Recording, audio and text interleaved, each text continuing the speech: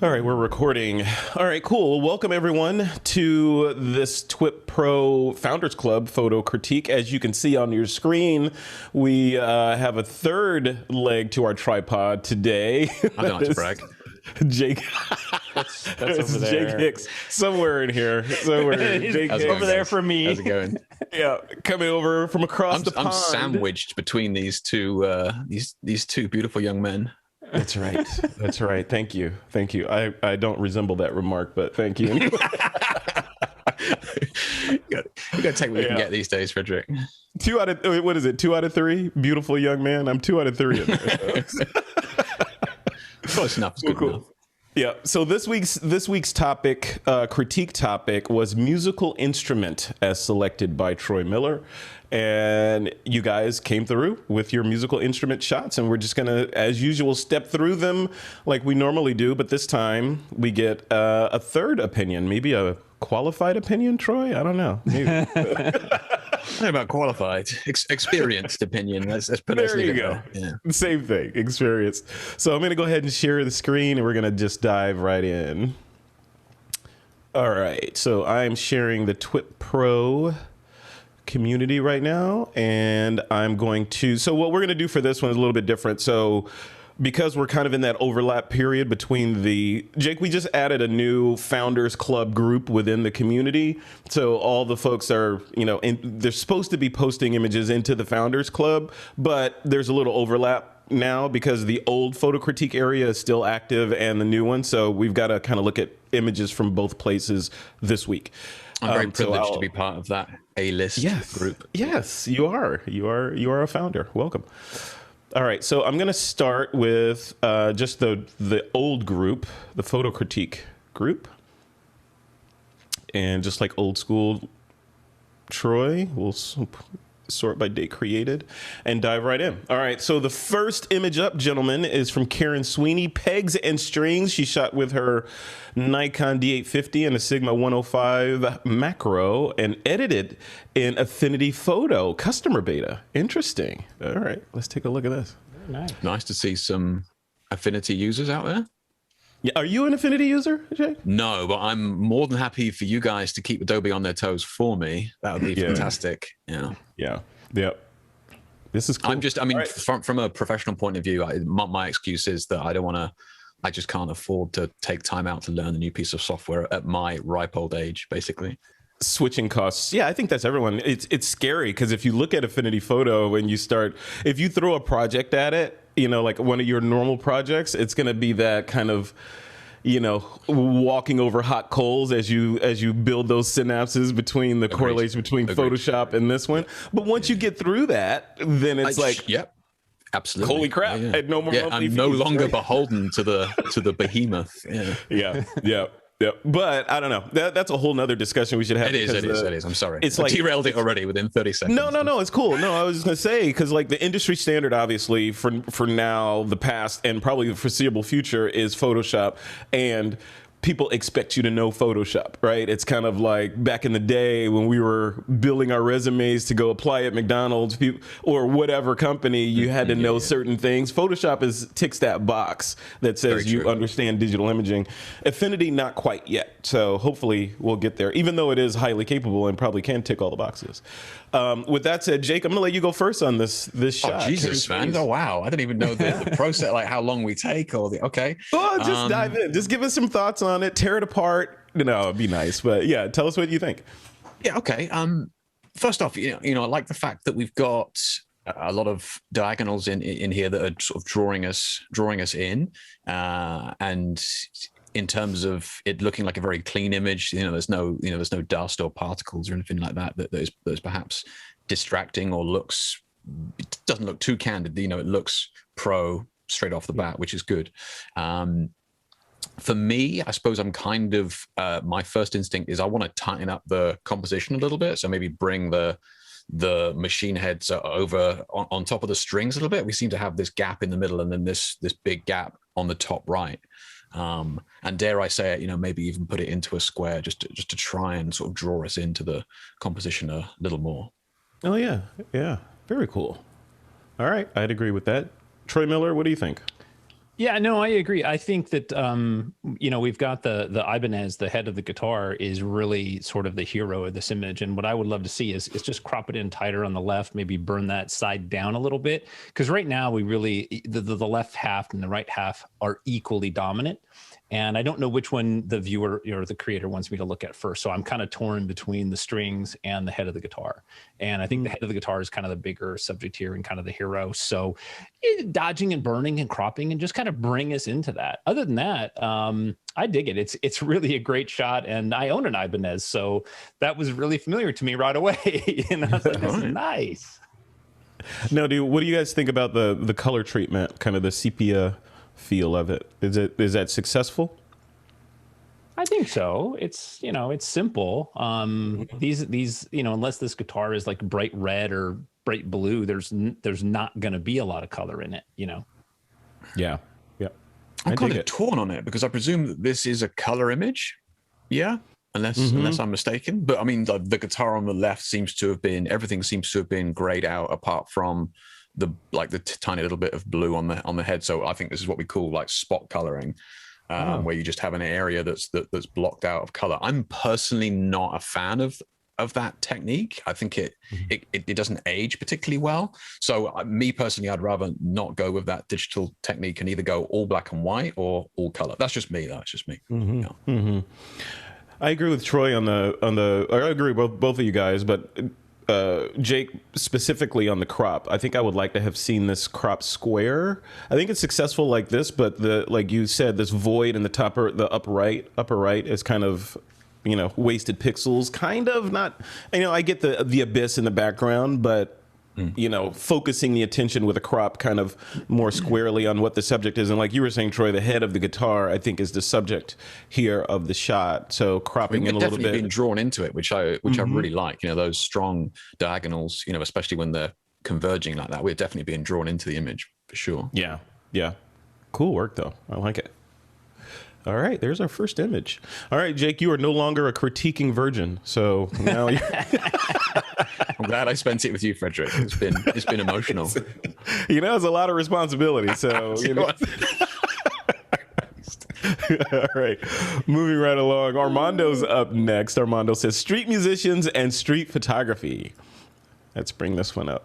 Jake, Armando is from Sao Paulo. Okay. So Troy, why don't you take this one? Go first.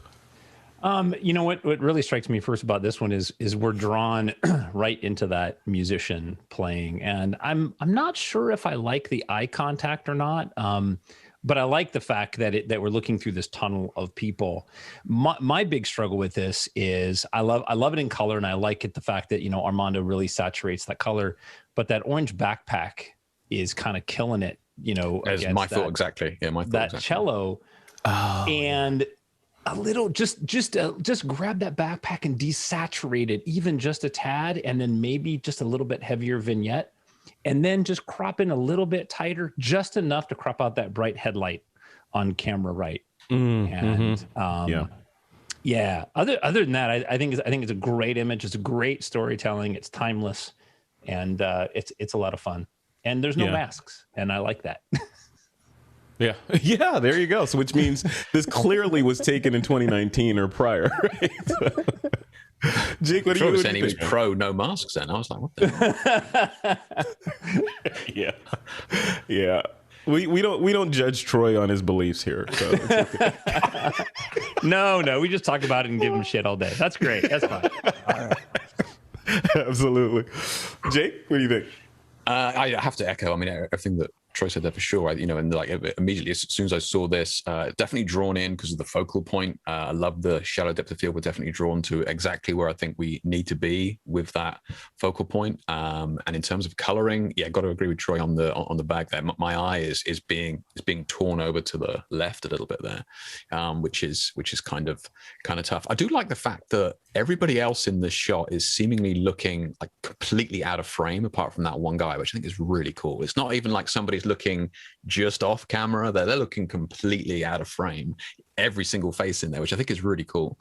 The other thing that I kind of want to do on this is, again, from a compositional point of view, I'm just dying to tighten this up to either have him in the center or either have him in a third or off to one side. I just feel that this right-hand side, as I'm looking at it, it feels a little bit loose to me. So maybe Troy's right. If we could come in, crop out that headlight and center it up, and job done. Yeah. Yeah, I agree with that. I agree with Troy as well on the eye contact. I think it would have felt a little bit more candid if the person was looking down at the bow or off into the distance or something, along with the crops that you guys suggested. So I like the power of that eye contact personally, I've got to say, but yeah. You do? Oh, yeah, I do. Yeah, it's like it's really piercing, like, straight away. Yeah. Yeah. I think it would have felt more candid if he was looking down at the bow and kind of like, oh, she caught this moment, where this person, the street performer, is knocking it out. Such a romantic. It's two. I mean, it's two different ways to look at it, right? So you could have him, if kind of faux candid looking down, or this is more of a portrait, commercial type shot where he's looking directly at the camera and it's more intentional. So. All right. Steven says, why does it have to be candid? It doesn't have to be candid. I'm just saying. It's just a different interpretation. I think that in the mood of the crowd, candid feels natural because of the crowd, right? And the long lens and the compression, it doesn't feel like you're close enough to pose this. So I think the sense is you're sneaking the shot. And to me, the shot would be more powerful if he wasn't looking at the camera, if it felt more candid, because then it would be more photojournalistic. I feel like this is a portrait. So it just kind of depends. Like, what does your brain want it to be? I want it to be candid and sneaky. I'm with Chat on this one. I want it to be a portrait. Yeah. Editorial style. See? But that's just, But either way, the context is there. So it works either way. Yeah, I appreciate both of your opinions, even though they're incorrect. But guys, a true American in chat. Welcome. I'm just saying, Jake, when I want your opinion, I'll give you one. I'm just saying. Give me a heads up. Yeah. No, that's cool. That's cool. Very cool shot so far. See, this is what these critiques are all about. He wants our opinions, not our decisions. There you go. Right. Yeah, I want your opinions. I want your feedback so I can then disregard it and go on with my own. That's America. Wow. Yeah. I just want an idea of where the baseline is, and I can proceed from there. Yeah. Exactly. All right, Craig Stanley's up next. He says, yeah, turn on all the freaking lights. No photographer ever said no photographer. Okay, let's bring this up. All right, here we go. This is that concert photography stuff here. Troy, you've done this, right? Been in a venue trying to chase light in constantly changing lighting conditions. What do you think of this shot? Yeah, I know. I mean, I love concert environment. I mean, I think it's one of the most challenging lighting situations to be in because you literally have no control. So you have to really choose, right? You're a photojournalist at heart. And so in this image, now in the category of musical instrument, I mean, we're not really photographing the musical instrument. We're sort of photographing the band, or in this case, the music panel.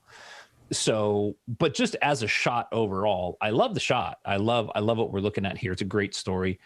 The foreground, however, with that reflective panel and that bright light on the left could either be taken out entirely and just chairs and stage, or just really bring it down a lot. If you need to leave that panel in there, just really bring it down. But yeah, I think it's great. Yeah. And I like it with not anybody in the seats. That's the rehearsal, that's the fun time. So it's cool. Jake, what do you think? Yeah, I can see the favoritism here with Troy always going first. I mean, I can see that he's getting all the juicy feedback in straight away. All the juicy comments. That's fine. I'll pick up the pieces. So yeah, like firstly for me on this one, I love this sort of this third. So you have the stage with the people on it. That's one third. You have the seats as a third and the music desk as a third. And I was like, kind of when I'm seeing this, I'd love to see that maybe actually in thirds, maybe get up a little bit lower, maybe a little bit lower, just split them into those thirds just to see what it would look like. And I think that would be kind of almost like a visual illusion that may draw us in through the focus, which I think could have been quite cool. I mean, you could even maybe just crop the top bit off this just to see what that would look like as well. Like that could be interesting. I would maybe as well, I agree with Troy on that highlight. We could just buzz that out on the left there just to make that a little bit cleaner. And then I would potentially try and burn in this bottom third so that we are drawn into the image because our eyes are naturally drawn to the brightest part of an image. And at the moment, the brightest part is the section that's completely out of focus. So it's kind of difficult for our eyes to read the image in a in an easy way. So I kind of want to darken down that music desk and then have the brightest image, the brightest part of them on the stage. Could be cool. I agree. But I love the colorings and stuff. I think it's quite nice where it's got that palette of yellows and purples. It's it's beautiful. Mm-hmm. Yeah, it's very nice. Very cool. All right, guys, I'm gonna stop my screen share for a second and quit Safari. I think Safari is bogging down my machine. I'm going to use Chrome for this. And we'll see. Whatever excuse you need, Frederick. Whatever works. Whatever. Troy Miller. I try to be nice to you. I'm trying to be nice. I've been through all the iterations. I have right to pick a little bit. Yes, you do. Yes, you do. All right, What was going on? Were you just getting huge lag or something? Or? Yeah, my video, is it still lagging now? Oh, it's better now. It's good now. Yeah, it's good. Yeah, now. in the thumbnail, when I was doing the screen share through Safari, it was just slowing down. So it was like a Japanese monster film or something. Yeah. From the 60s. Craig Stampley said Japanese to English dub. Yeah. Yeah. All right, here you go. So now we're in Chrome. Let's take a look. So we were in the group. Photo critique, and Craig Stampley was the last one. So yeah, my processor's throttling. Something's weird.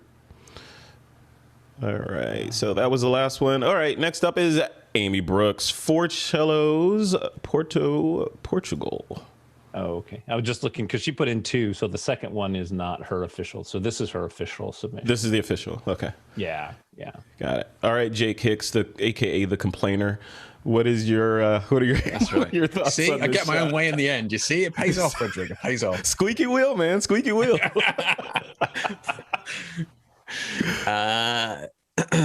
Love it. I mean, and I think, I don't know, but I'm guessing looking at this, I think the square crop fits it really well. Because I mean, unless there's an extra person way down on the end there on the left, I'm sure that the square crop is absolutely perfect for this shot. And the fact that these you've taken the shot in such a way, had you gone further around to the left and taken it, or further around to the right and taken it, that diagonal that you've got here with the cellos just wouldn't have cut through it in such a perfect way like this. So I think in terms of compositionally, love it a lot. Yeah, I think it's great. Black and white is always a bit of a bugbear for me, and sometimes I just trying to think when is it a good time to justify the black and white. And I think if I do see black and whites, then I kind of want to see a reason for it to be black and white. It may be because they were all wearing crazy colored tops and it was just like garish to look at, fine, but the black and white maybe going a little bit deeper on the contrast. I'd like to see maybe a little bit of a punch on the contrast on this, just to see them pop out a little bit. And the only other thing, I'd probably just remove the Nike swoosh on the shoes there. I'm just not a fan of black and white images. If you can do anything to make them look more timeless, I think that helps the black and white look. And obviously logos and text and that sort of stuff can sort of distract from that. So I think, take that out and you're sort of leaning into that more timeless look. Yeah. Yeah, very cool. I never considered that. Yeah. So would you do that just like kind of as a matter of technique when you're looking at shots that have brands in them? Do you kind of make a pass on them to make sure that the brands are pushed back or removed? Always, yeah. Because it's semiotics for us to see something and then think of something else that will be associated with that, and that's not the message that I'm trying to get in my image. So, I'm looking at Troy there, and he's wearing Under Armour, and immediately I'm forming a picture and a story about him. Whether that's true or not is beside the point. The story has been embedded in me, and it's difficult to get away from that. So, whenever you see that with a brand in a shot, that's probably not going to be associated with the story that I'm selling. If it is, then great. But if not, take it out. Yep, I agree. Yep. No, what do you think? I do the same thing in my wedding images and in my portrait stuff. I always go in, and unless it's on like a shirt, it's hard to take that out because they may have picked that on purpose. But if I find it to be distracting, gotcha, I'll bump it out. Yeah, if it's one of those things that I can hide, because Jake is right, because it does derail the brain. right? Here you are looking at this image I've created, and then you're like, oh, Nike, I should go running today. And then whatever you do. Yeah, no, I agree. I agree. Yeah. Which is good for Nike. I mean, like that's what their brand is supposed to do. For this image, I agree with Jake. I love this image, and I do like it in black and white. And what I really want to see is bring those tones down, like he mentioned, and bring us in on that center individual, the guy who's got his head lifted and he's kind of looking off. Like, I feel like the toning is not allowing us to focus on him alone. And then please remove that white spot on the concrete. That right at the bottom left corner, that is killing me.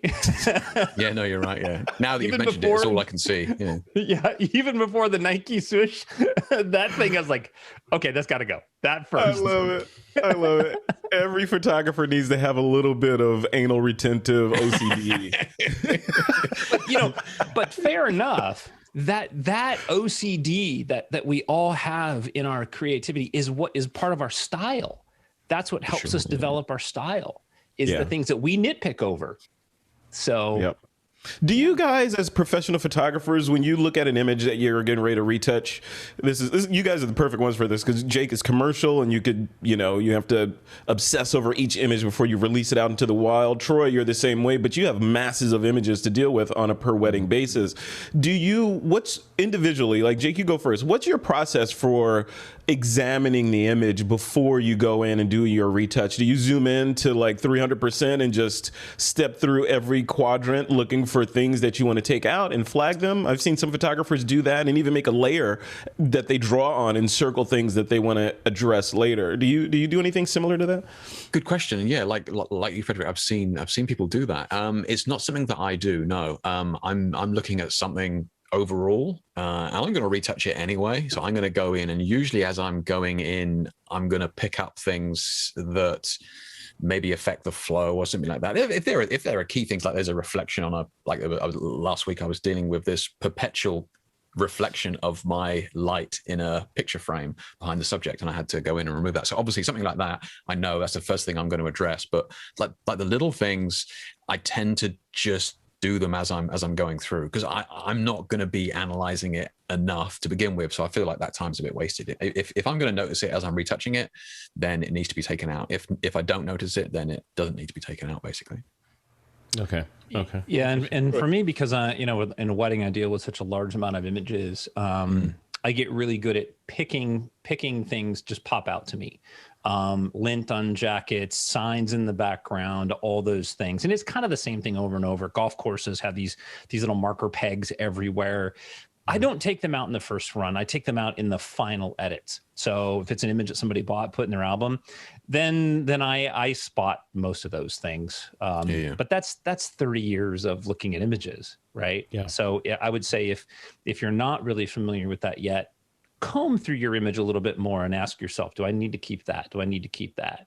Over time, it becomes natural. I'm sure Jake. Troy's right. Yeah, it definitely becomes natural over time. Yeah, and you're right. You are always picking out the similar sort of things that you're always like in the back of your mind. You know that I've always got, like, for me, it'll be armpit stubble or something. I've always got to check for that or something. You know, right.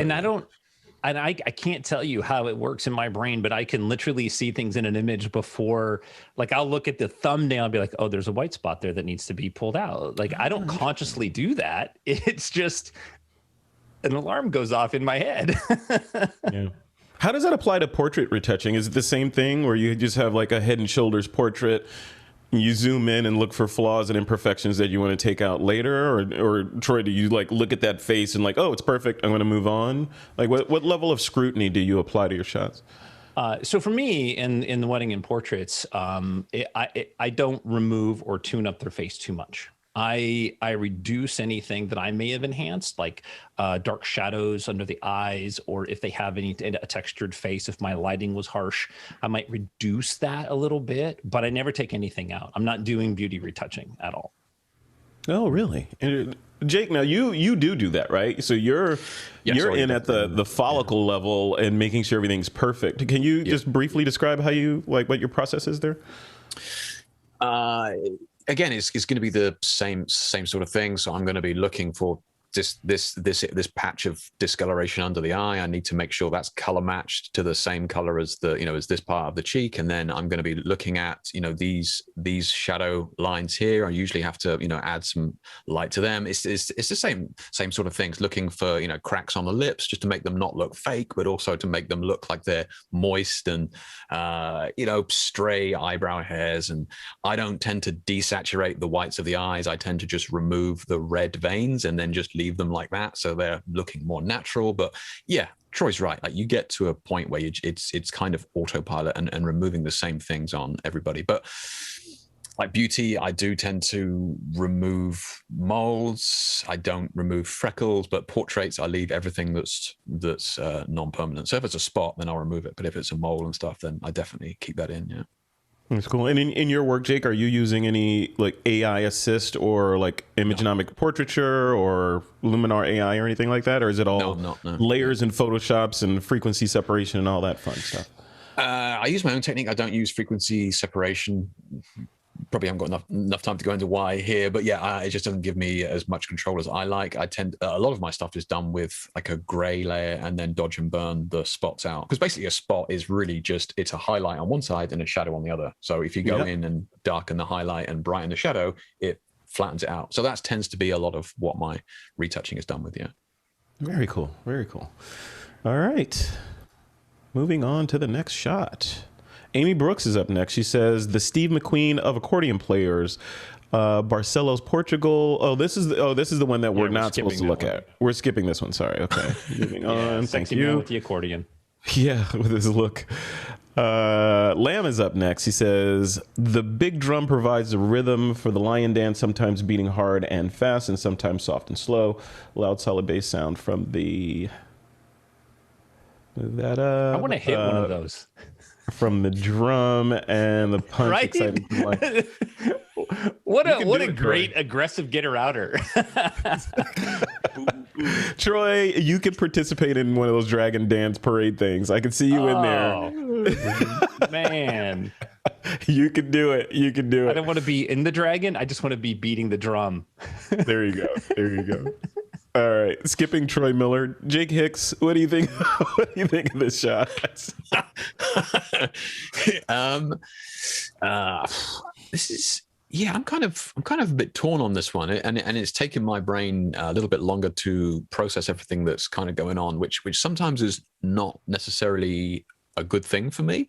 I like the fact that we have like this really interesting subject, and even straight off the bat, it's sparked conversation from Troy and that sort of thing. Like, and immediately he's taken to this place where I want to get in there and beat that drum. And that's a great, like, if a photo can do that, and that's a great picture. But for me, in terms of looking at it and from a technical standpoint, I'm a little bit torn as to what I should be maybe looking at.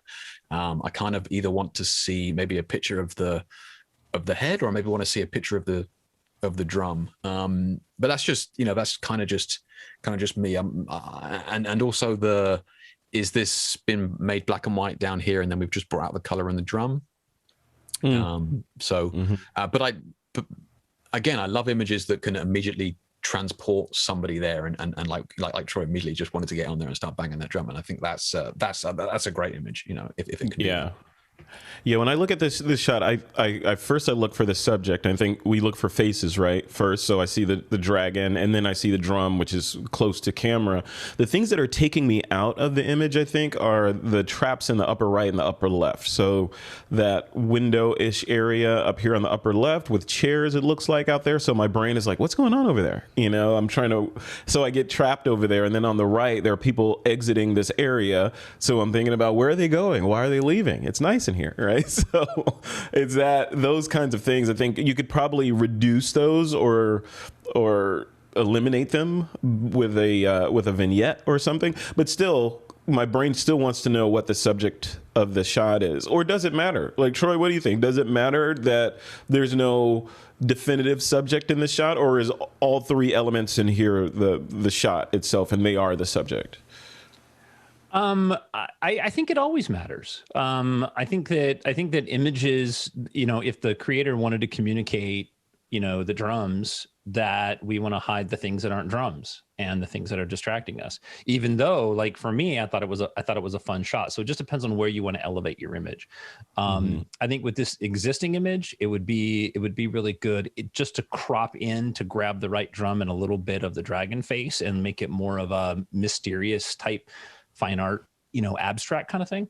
But if I was there photographing it, I would have moved to the right, shot across the surface of the drum, tried to isolate my background against the dragon, and minimize the messy background or the distracting background, as it were. And that's just a fundamental function of being a photographer and being in a moment and thinking, okay, how do I want to represent this?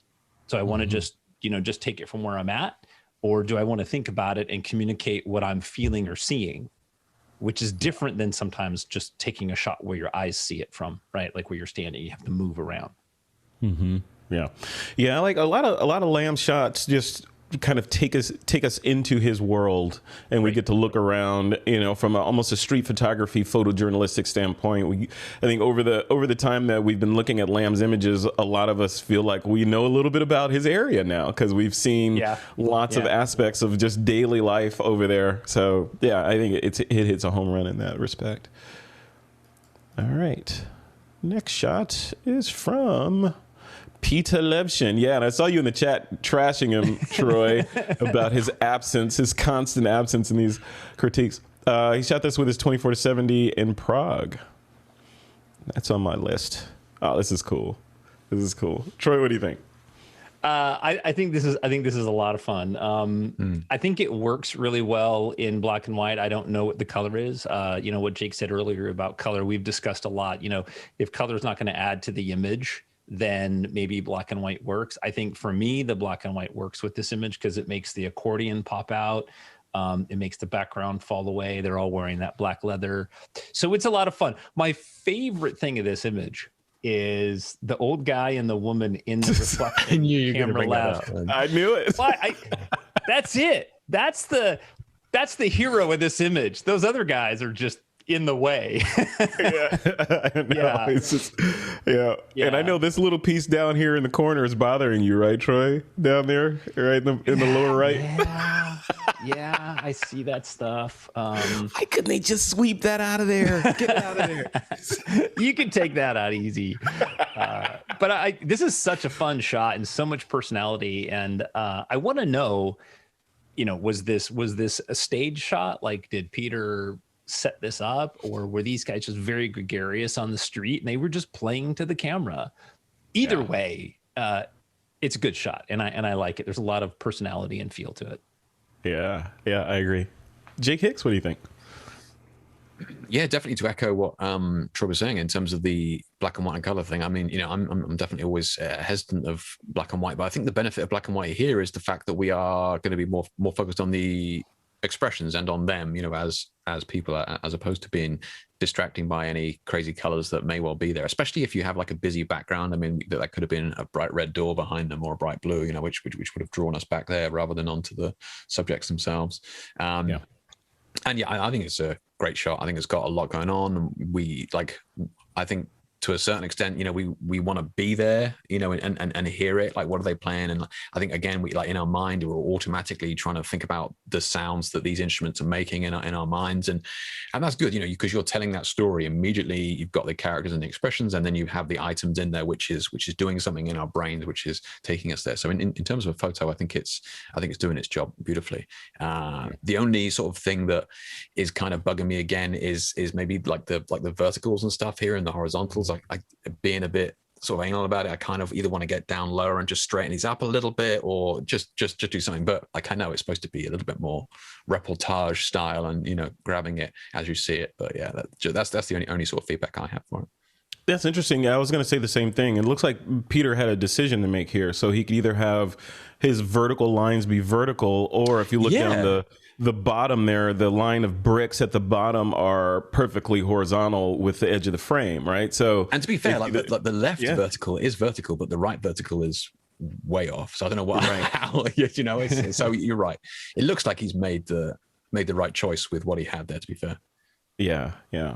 Really cool though. But I agree. The guy just kind of looking there on his way to get his loaf of bread, you know. That's a cool capture there. Yeah. Yeah, Steven in the chat says he should have skewed it. I don't know. Could have done. Yeah, I guess you could have. Yeah. Taking that top I right really corner. like it this way though. I mean, if you think about the band shot, the vertical lines don't have to work, right? Like it's okay that they're off. It's not architecture. This is about this band. This is sort of a fun street shot. And even if this was an intentionally commercial, I would say that the vertical lines are okay. As long as you have a line somewhere that shows intention, which I think is his horizontal line along, Agreed. you know, the cobblestones. Agreed. It's a creative decision, of course, but I think it works this way. In competition, would he get dinged on that in competition? Oh, it depends on the judge. Yeah, Depends very how old possibly. the judge is, basically. Yeah. If it was entered in photojournalism, no, you should not get dinged for that. If it was entered in commercial, you should absolutely get dinged for that, because in commercial you have absolute unequivocal control, which means everything should be perfect, even that excuses. Garbage in the corner. Yep. Yeah, it would have been shot with a bellows camera to straighten out the verticals and that sort of stuff. It would have been. It would have been nice. It probably would have been shot in color as well, you know. Yeah. Knowing Peter though, he's in Prague and he probably walked in the middle of the street, stopped all the traffic, and took the shot. Love it. He's Peter. That gets bonus points from me. Yeah. Yeah. And Peter's like Mr. Magoo with a camera. He just, things happen and he gets a shot. We'll have to bring this up at the member mixer and ask him. Totally. So last question on this shot, and this is a little bit controversial, Jake Hicks. It's been a discussion that's been going on in the community for a while. Troy knows where I'm going to go with this. Borders on your images, like this one. Where do you fall on borders? Are they necessary on every image, or should they be used sparingly, like a pinch of salt? Why don't you just lead the witness? Again, American. Come on.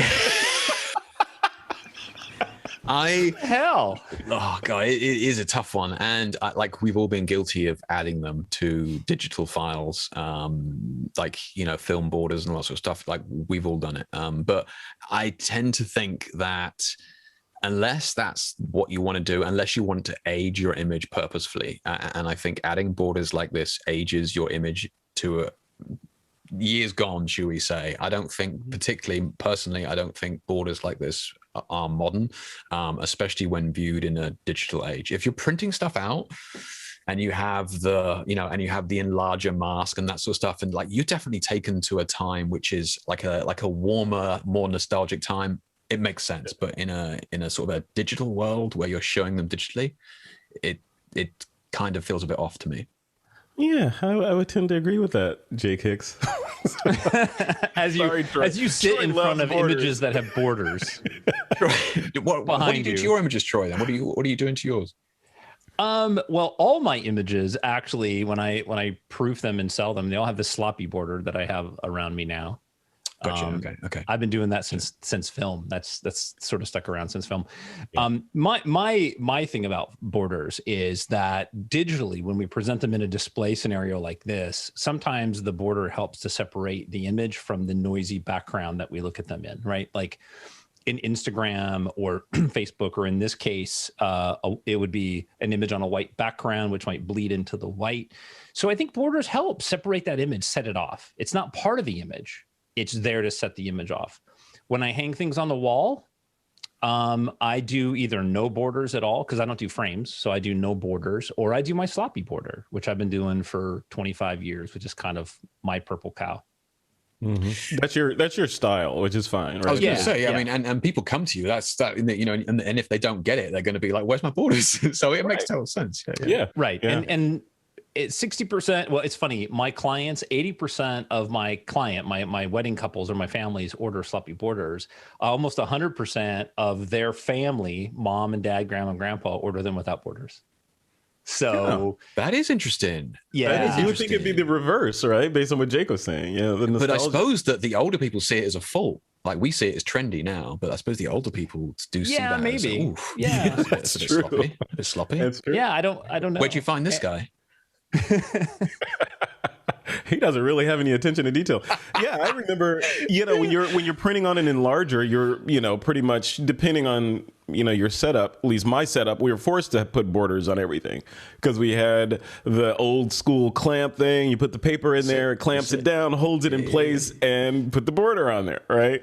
So, yeah, I don't know. It's just a matter of style. I mean, and it is interesting. I mean, I would never in a million years put a border on one of my images on my website. Yeah. Wow. I hadn't really thought about it, but yeah, I'm just thinking about it now. I mean, so even the images, and I agree with what Troy's saying in terms of, I mean, I don't shoot any black and white, so maybe it's a little bit different, but with my images that have a white background, mine are never to pure white. So I purposefully shoot them so that we have like maybe a 5 or 3% gray bit back there. So there's still texture on that white wall, if you like. So it never goes to pure white. And I'm conscious of that because like Troy says, in a digital age where this image here is presented on a white background, it's going to start drifting around that white world. So yeah, so I am aware of that. Yeah. Yeah. Interesting. Fascinating. All right. And he's obsessed. Frederick is obsessed with the borders. It's just a debate. You pointed out these photos behind me that they have borders on. They have borders, but they are actual mats, right? They're not. Oh, I see. But you could have made the photos full frame and fit in the frame, but you chose to put them so you intentionally ordered images smaller. That is a good point. So you can put them in a mat. And I am definitely with you on that. If it's in a frame like that, absolutely 100% borders for me every single time. That is weird. Yeah, that is weird. Yeah. I love borders, but they have to be like made of atoms versus electrons. Yeah, that's weird. Yeah, that's crazy. Yeah. But if it doesn't have a border in a frame, like to me, that looks like a cheap frame. Right. Then your attention is drawn to the frame, the border or the mat, which costs $1, right? You put that in there, it just adds another level. Nice little bevel in there. And yeah. See, that's true, man. You and me, Jake Hicks, you and me, man. So you agree with me, you just don't want to admit it. I get it. Okay. Oh, wow. Oh, I love it. All right. Moving right along. Michael Couts says, audience. Cool. Gost, look in the window of the bus and see a person watching with a hat on. The bus is blurred, but the person is not. Oh, interesting. Okay. It's like a Where's Waldo? Oh, right here, right there. Okay. Yeah. Okay. Cool. All right, Jake. Take it away. What do you think? I'm throwing all these black and white images at Jake Hicks, the master of color. You want to have a word? You need me in here more often to just shake up this community and start taking a few more color shots. We need to have a word. Word. We'll work on that. I'll tell you what, look, and this is no disrespect to anybody. This is purely on a personal preference. But back in the studio, when I used to shoot full time in the studio, absolute madness, like thousands of shoots a year, we would have this kind of joke in the studio amongst us where we would go, we kind of like screwed up a shot. Not me, but obviously if by some accident something screwed up a shot, it wasn't correctly exposed, or like we had the white balance was off, it was always a joke in the studio. It was like, look, just turn it black and white. They'll love it. And add grain. It's always a little bit of a joke of, if you turn it black and white, it's art and it's an easy sell sort of thing. So that's kind of why I'm really hesitant of it, because of how much we used to take the mick out of it back then. But that's just me. Yeah. I hands down though love this image. This is absolutely love this image a lot. And apart from the strong diagonal, like you could be hesitant in saying that this is maybe a touch too dark, but I actually really like it because of the highlights that are left as a result of that darkness. Just that beautiful lighting on that face, really sort of sculpted cheekbones, like the eyes, and then obviously the guitar being that highlight. I love this shot a lot. Yeah. And that movement behind, just to separate that foreground and background, nailed it. Absolutely nailed it. Beautiful. Mm-hmm. Yeah. And that ties into the movement on his hand strumming, right? So he caught that as well. Yeah. So good. Yeah. I really want to hear you guys. I struggle because I love this image just as much as you do, Jake. I love this image a lot. I feel like it's on the dark side, and maybe that's intentional and low contrast. And maybe that's just a matter of taste. Like I want to see do you think it is low contrast? Because the highlights on his nose and stuff are real bright, and the shadow underneath the bust and stuff is real dark. I would say that I personally like this contrast. I think if you're going to go black and white, go all in and do this. I love this personally. Yeah. Okay. Troy Miller, what do you think? Yeah, I was gonna say the same thing. There's contrast in this image. There's just a lot of dark, and maybe that's it. Yeah, and I think that's the reason that this image works is because it makes the guitar our subject or a primary subject, and then the human, the person playing it, becomes sort of the secondary subject, and then everything else just kind of falls away. So I really like that. Everything Jake said, I love that. The only thing that I would do is I would do a little bit more burning. I would take down the highlights on the bus, and just to what would that be, like 2 o'clock to the above the guitar neck, those little right here highlights. Yeah, and then maybe his right knee, because it's competing with the that was the only thing that was bugging me. Agreed. Yeah. Oh, the brightness on yeah, because the guitar is the hero of this shot, and I think that you burning that down would really, really, really help a lot with this image. It's already really nice, but yeah, I like it. Cool. Very good. Great shot, though. Yeah, great shot. Yeah. All right. Yep. Right along. The next shot up is from Michael DeRay. The epitome seduction, Epiphone seduction. A little knowing, I like knowing the critique subjects in advance. I had some extensive dental surgery done, and since I can't really eat, which I'm really good at, I have plenty of time. I have plenty of time to work on my critique photos. Okay, cool. All right, here's another guy with a guitar, guys. Let's bring him up. All right, here we go. Take it away, Troy. I don't know. The one thing that I like about this is the personality of the human in the scene. I think that's telling a lot, and I like the treatment. I think that it's been pushed into like this HDR type of effect. I like that a lot. I think it works with this one. The one thing that I really struggle with is when you do a treatment like this where you're pushing the tonality really far, whether you're using like a dehaze or something, you start to get halos, and like around his hat, there's a halo against the background, which I don't know what that is, like a door or a panel. So those halos are really distracting to me. So, and you could probably do with a nice vignette to kind of bring our focus in on his face and the hands and the guitar. But other than that, I think it's a really great shot, and I like the mood that's going on there. Mm-hmm. What about the neck of the guitar, the end up here being kind of touching the edge of the frame? Do you think that takes away from the shot, or is it okay here? I think it's okay if it wasn't so dark there. If there was like a bright highlight behind it or something that really made it separate itself from the background, then yeah, it would be hyper distracting. Mm-hmm. But not a huge distraction. Definitely, you could tune up that edge to make it better, but we don't need a lot of it. Yeah. So Jake, what do you think about the color treatment in this shot? Yeah. I mean, Troy's absolutely nailed it there. Yeah, this is definitely that HDR vibe.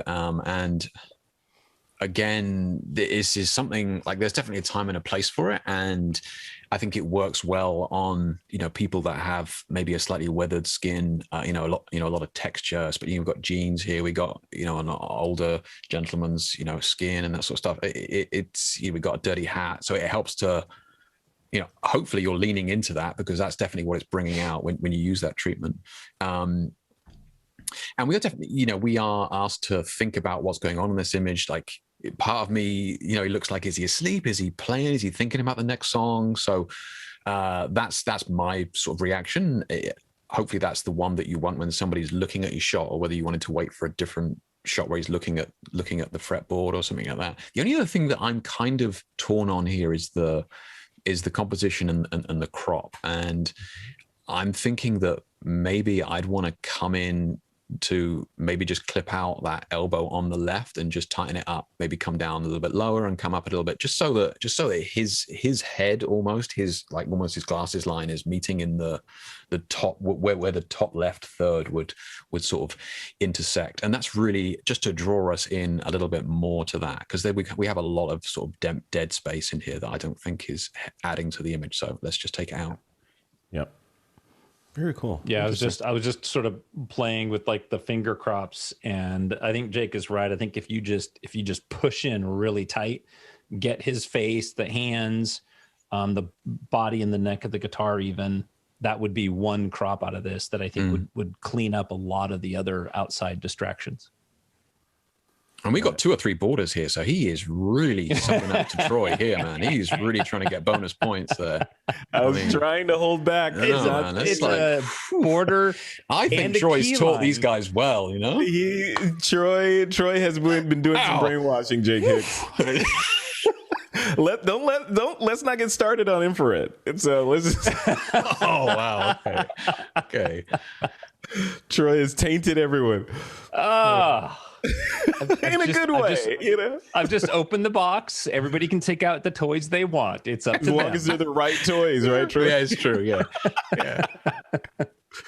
All right, moving down. Oh, okay, so that's it for this area. So I'm going to go back into our new area in the Founders Club, which after today will be the only place you guys can submit these images. Well, actually, no. There'll still be another one. The basic level of the critique area will be for just everyone, and then this exclusive Founders Club area is where you guys should be submitting your images. So is this something that you guys do every week? You get these guys every week submit? Yeah. And it's a different theme every week. Every week, different topic. Yep. Okay. So the people that we've got in chat here tonight, is there a theme from you guys in chat that you think you would like to cover soon? Because like it's strict, man. Like it's fairly strict. Like musical. Oh, they don't have a choice. I know, but I'm asking them. It's laid out. It's laid out. I got it laid out. I'm just kind of curious to see where people want to go. You know, F1. Okay. You see the David Koresh in him coming out. No, what they really think is this. Brilliant. I love it. Okay. While they're answering that question in the chat, don't be afraid of Troy Miller, everyone. Answer in the chat. We'll protect you from answer in the chat. There must be some themes that you guys feel like you've missed out on. Well, maybe, yeah. All right, Eric Pronsky's up. He says, street drummer, this nice homeless man was sitting on a corner in the French Quarter during this little white trash, using this little white trash can as a drum, jamming away to street blamping jazz in NOLA. Music is king. Yes. All right, look at that. Finally, some color for you, Jake Hicks. Take it away. And yeah, we've gone straight in with the color. And I mean, like we're going in with this triadic. We got the red in the middle, we got the blue, and we got these yellowy warmer colors on the right. I mean, this is boom. I mean, nailed it in terms of that color theory, real strong. So yeah, just I mean, that's great to have that straight off the bat with those primaries coming in there. And for me, I immediately want to sort of lean into that color. I want to bring out these blues. Maybe I want to actually kind of cheat a little bit and tie those two blues together with the blue shirt and the blue jeans, just push them a little bit so they're a little bit more similar. I kind of want to make his pink t-shirt just a little bit redder so it's more of a harmony between the two. And then maybe we could do the same with the legs and the fretboard thing that's going on over there. But yeah, I think it's a great capture. Yeah, really cool.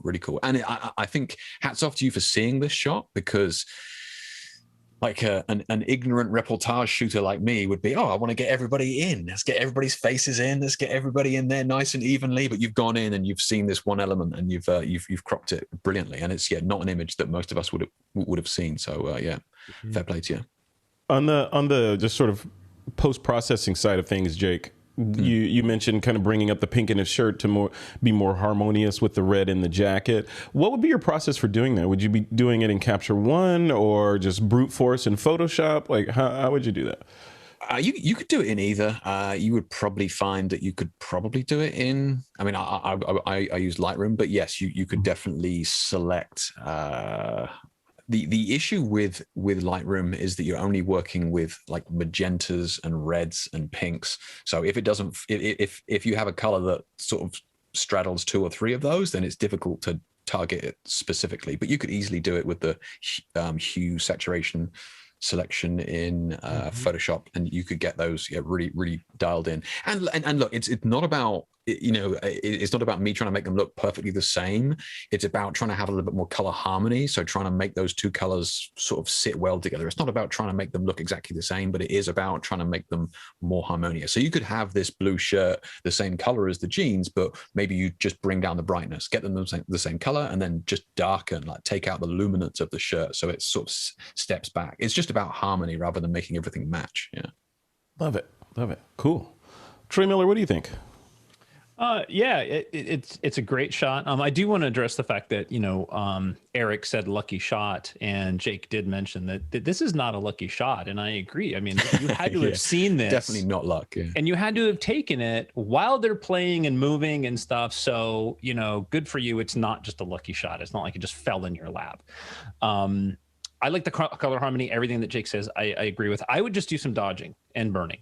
Mostly I would like burn down the trash can a little bit. I feel it's a little bit hot, maybe his knees just a little bit, and just draw us into his face a little bit more. So I think the trash can is distracting, but that's your choice. Maybe that's your primary subject. You want us to see that first. So that's just up to you.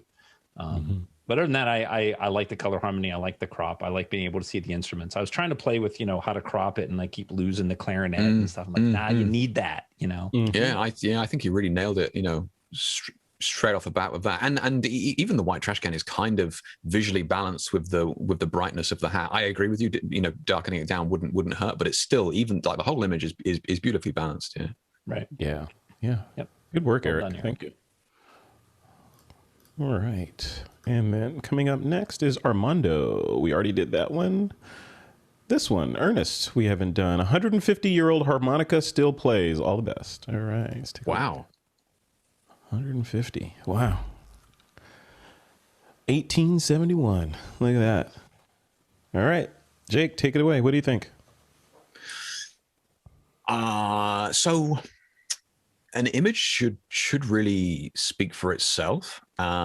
So I don't know how I feel about an image that needs a description to a certain extent. So that's kind of like I love the fact that I know that information with that image. I think it helps, but because I can't get that image from the information, I don't know that it's a harmonica is kind of, it may be obvious to somebody else, but not to a layman like me. So yeah, I suppose I just want a little bit more of a visual descriptor of what's going on. But otherwise, I think obviously he's brought up the sharpness and that sort of thing, which has punched out all the important details. But yeah. I think yeah, you're absolutely right. I think a shot like this works better within a group of shots that tell a story.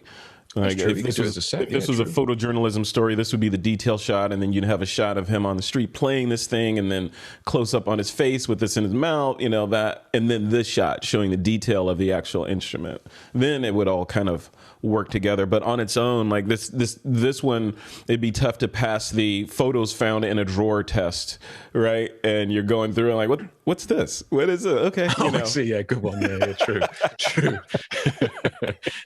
So, yeah. Troy, what about you, man? What do you think? No, I agree. I mean, you know, when you think about your images, think about like Instagram. If you're scrolling through Instagram really fast, if you can't identify what it is in a scroll, it's probably not going to communicate well to your audience. So you got to kind of think about that. And this one would be really hard to identify as a harmonica. So, you know, I realized that, you know, you wanted to show, Ernest, you wanted to show the date. But you could have done that, you know, by laying it on a table, getting it nice and close, focusing on the date with the whole harmonica, you know, and you know, something in the distance, something like forced perspective to help us to see that, but just to recognize that it's a harmonica, you know, some light into the, whatever they call those, the holes of the harmonica. I'm sure they have a name, to tell us what it is. So that's what I would have.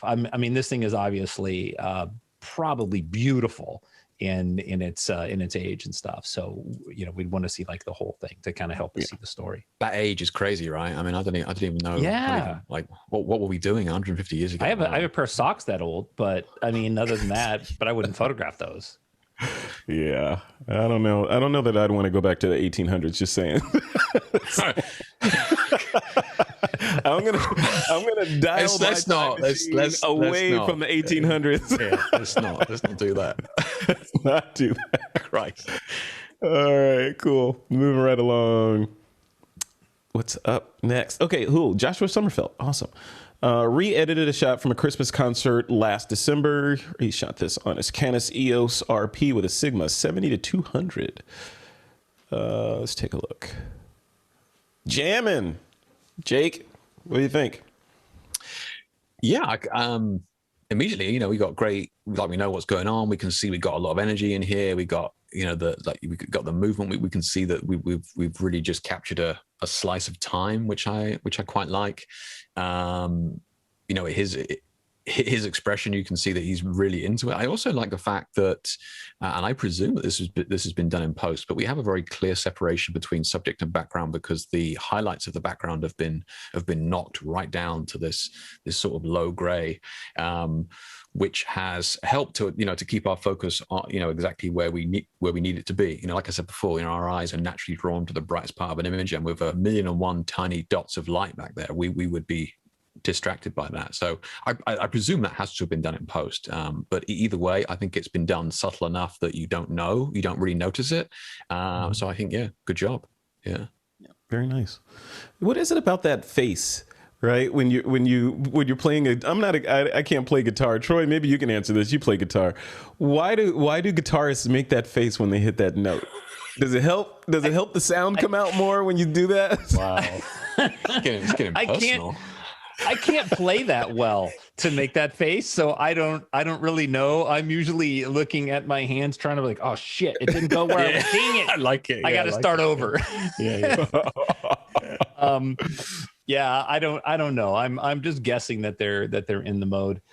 I love the fact that we've got the whole body of the guitar and that we have the artist turning into the camera. I mean, every musician tends to have their proclivity to which way they want to turn, how they play, and this is nice that he's not turning away. Right? Or just getting a darker profile. So it's nice that you're on that side, and having photographed concerts, it can be really frustrating to have this beautiful shot of the artist and the guitar and his head is way over here and you can't even see him. So, yeah.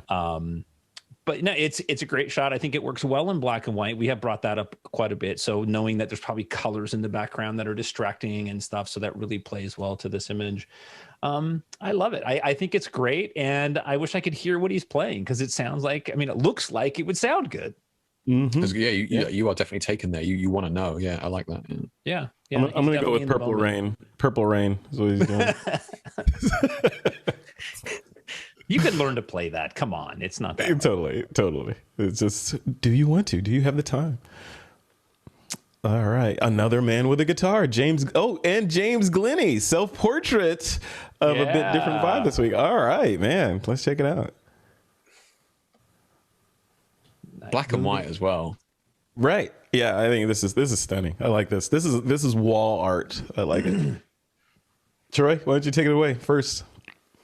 Beautiful image. James, you did a great job with this. I love the fact that we have this shallow depth of field working towards you, where you're in focus, and then so the body of the guitar is in focus right where it needs to be. I think that's great. You did a great job on the lighting. I think your left hand and maybe the head of the guitar is a little bit bright. I think that we could pull that down just a tad. It's drawing away from your face.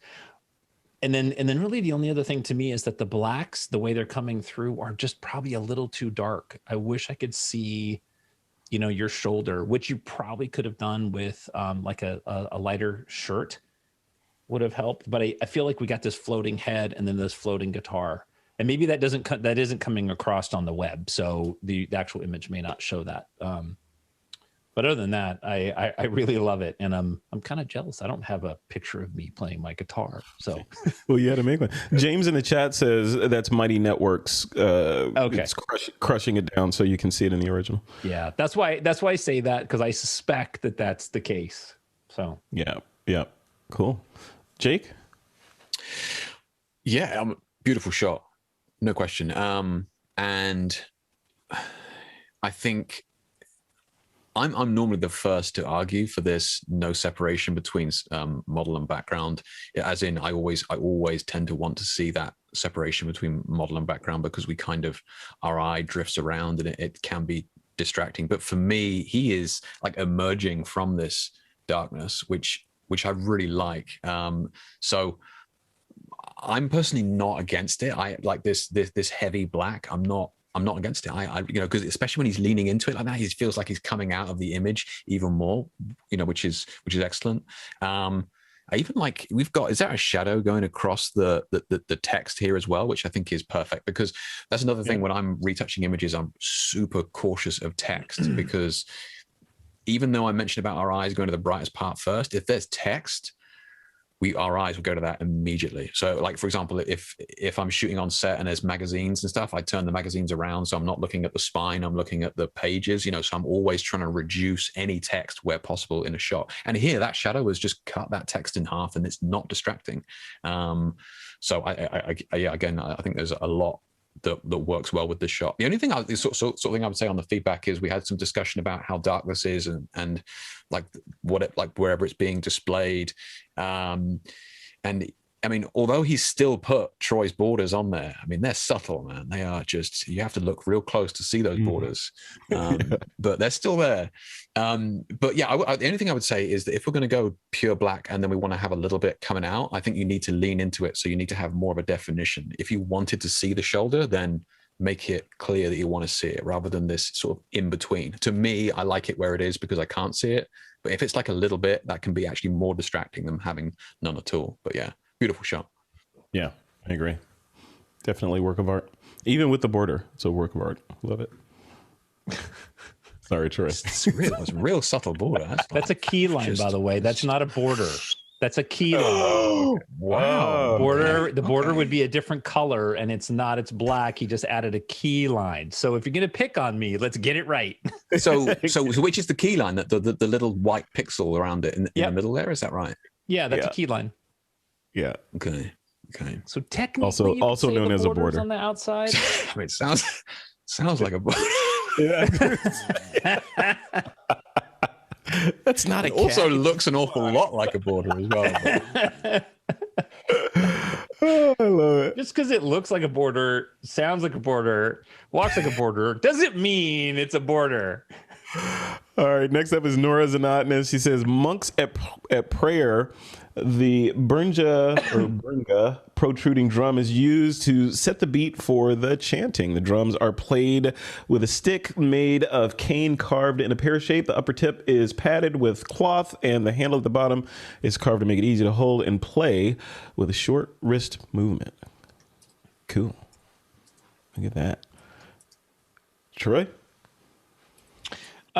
These are great images. I love the colors that are in there, and I wish that they were a little bit more punchy.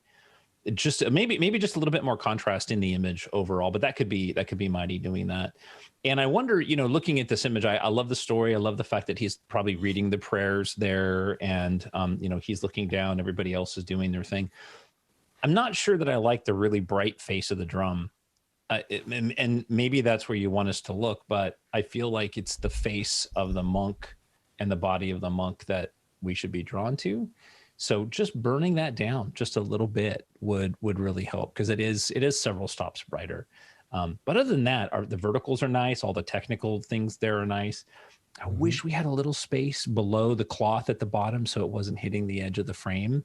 You know, but other than that, it's a great image, and you know, I bet that sounded amazing and was fun to be there. Yeah, Jake, what do you think?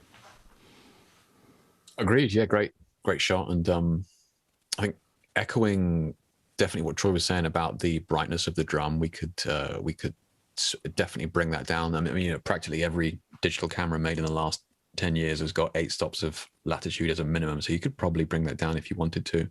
The other thing as well is that the colors in this, like we have, or we could have this gold and sort of scarlet color that we could really make. We could really make this pop to make it look really sumptuous and sort of rich and just drawing us in with that color.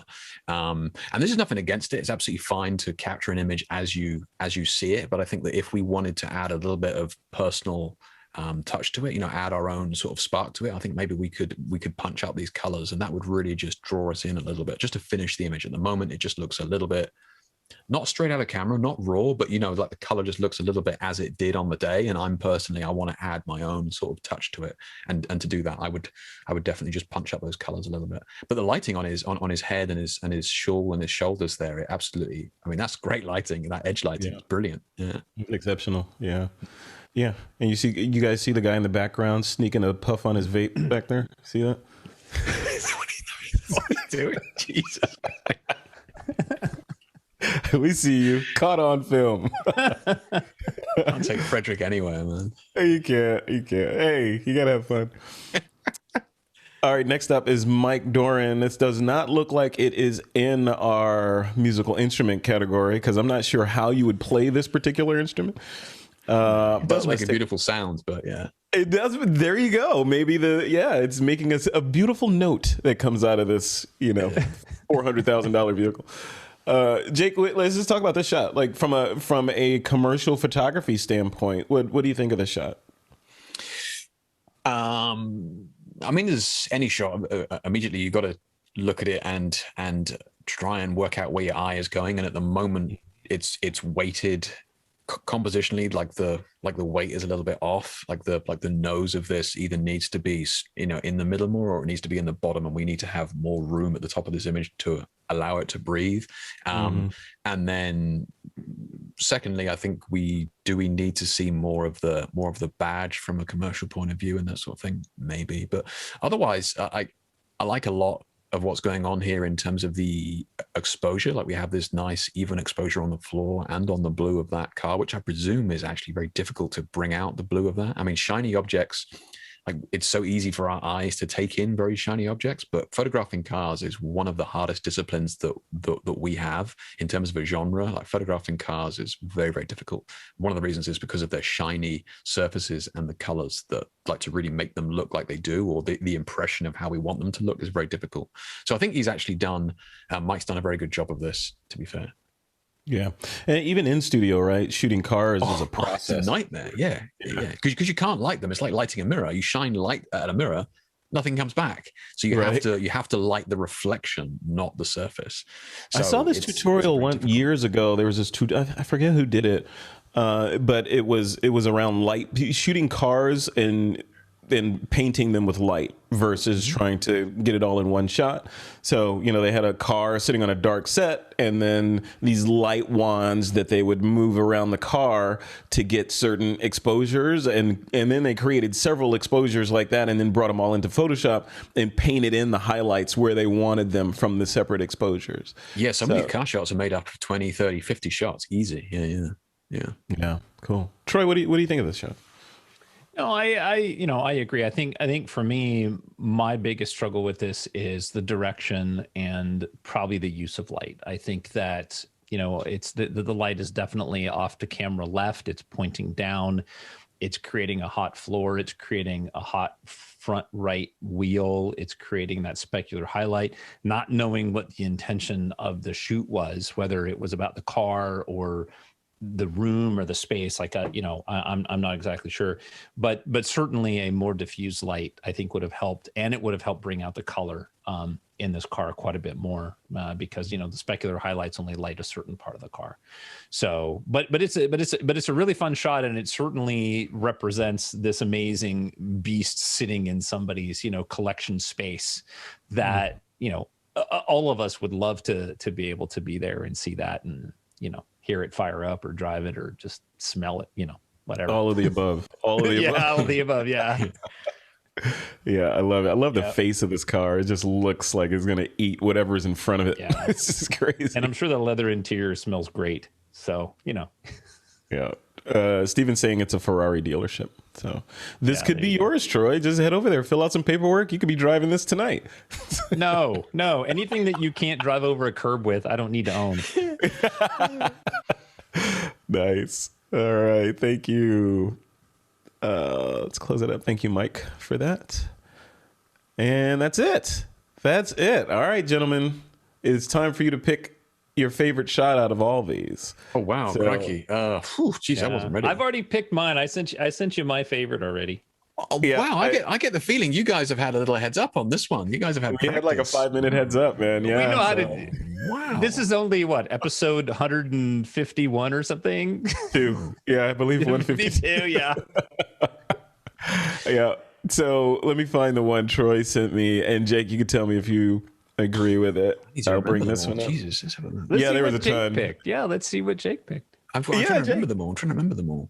Well, go into the community. You go in. Well, I can scroll through. Let me scroll through. Okay, let's just do one. Let's do one scroll through them. Let's have a look. Yeah. Sure. I think I know which one it's going to be, though. I think I'm pretty confident I know which one it's going to be. Okay, so here we go. Starting from the top. Let's sort these by date created. Okay. We saw that one. This one. I already have my favorite. This one does not go in. That one from Lamb. Street Guys with the guy in the window. This guy. Another this guy with guitar. More crunchy.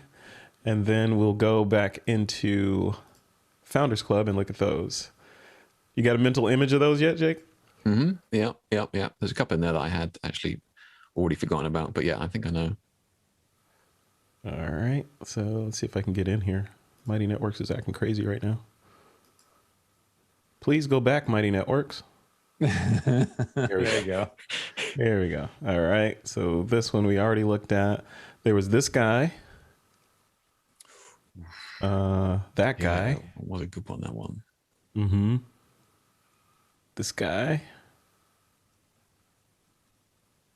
That guy. And this one. And then the car.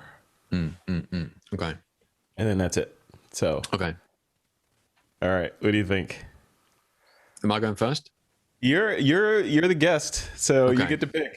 Okay. I'm going to pick one black and white and one color because I feel like it was skewed heavily towards the black and whites, and I want to give some love to the color. Okay. So for the black and whites, it's definitely going to be the moving bus behind that diagonal shot with the blur. I love so much about that shot in terms of like the movement and the story that's going on there. I think that has shows off technical ability for me, which I respect, not just as a viewer but as a shooter myself. So hats off to that one. And that one, right? That's the one. Yeah. I think that's cool. And again, it's like one of those timeless shots where it could be anywhere and it could be taken in I don't even know. That could have been taken yesterday. Could have been taken 10 years ago. It's one of those ones which, and I kind of like that. I like that about a shot. I love that. And for the color is going to be the triadic, red guy in the middle, blue shirt. Oh yeah, and that one was in the. It was. That was in the Founders Club. Yeah, that's right. Yeah, that was in Founders. Let me go and find that one. And I think for me that sort of stood out as I think in terms of the colors and stuff, I love the fact that that's there, and B, again, I got a little bit of admiration because I know that I wouldn't have seen that shot, so I'm like, fair play. Very cool. So yeah, that's definitely those two great shots. You agree with those, Troy? Yeah, those are great. I've already recorded them. They're already downloaded and in the spreadsheet. Done. Awesome. What did you guys choose then, or do we not get to know? I chose the first one that you chose. Yeah, the bus. Yeah. Is that right? Yeah. Okay. Yeah. So there you go. Interesting. Great minds. No Great way. Minds. Or minds. Yeah. That was a really good shot. That was a really good shot. I could see that one. You hit it right on the head, Jake. Just the timelessness of the photo, and yeah, it could have been taken in 2020 or 2021, and you would have no idea. So. Yeah, I like those shots. Yeah. Except he doesn't have a mask on, so. So Jake may not know what he's decided. But damn, Jesus. Yeah. So these images get collected for the end of the year, and then we do a final competition where we take all the winners from all the critiques and we do a competition. And last year, what they get, a Capture One, a Luminar license, $100 cash, and a couple gift cards or something like that. Starbucks gift cards, all kinds of stuff. Yeah. Nice, so basically, these two images now get entered into the year-end overall competition where we take all the winners and put them together. So, Okay. Yeah. Cool. Very cool. Cool. Well, cool, guys. Well, thank you for doing that. I'm going to stop the recording now. Folks that are watching this, we're going to continue our discussion just kind of casually for a little bit. But the recording of the critique ends right